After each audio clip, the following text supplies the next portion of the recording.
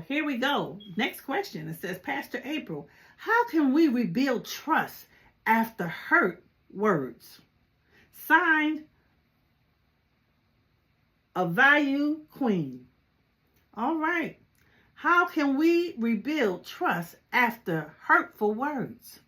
All right. So you got people that are out there, and like we said earlier, verbal abuse is not okay. But sometimes when people are going through their testimony, they learn they learn along the way.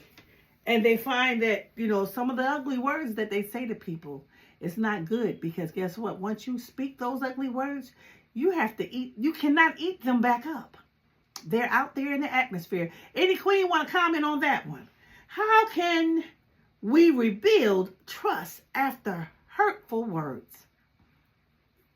Well, I think, okay, I'm listening. Sitting down and talking about it, discussing it. Why are you doing it? Absolutely. Communication, once again. A lot of these questions, we find that communication is the key. Sit down and talk about it. That is the adult thing to do, the grown-up thing to do.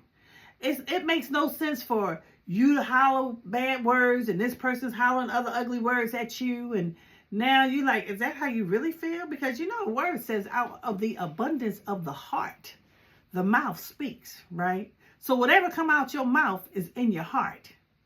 So if you hate me and you think all this bad stuff and you call me everything but a child of God, then that tells me this is how you really feel. You really feel that way? Oh, wow.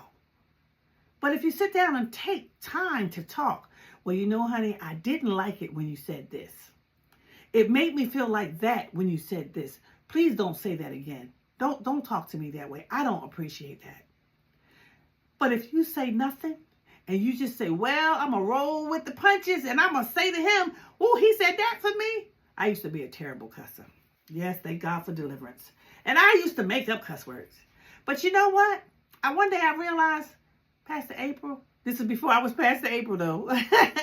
I realized, April, you don't sound very ladylike. And I asked God to remove those things out of my mouth. So maybe your spouse or whoever it is that's talking to you with these hurtful words will understand that those things need to be removed out of their mouth. Because now you have a problem, it says here. Oh, you're a queen. Well, listen, you said you're a queen. You said you value yourself. You're a valued queen. Tell them you're not having it.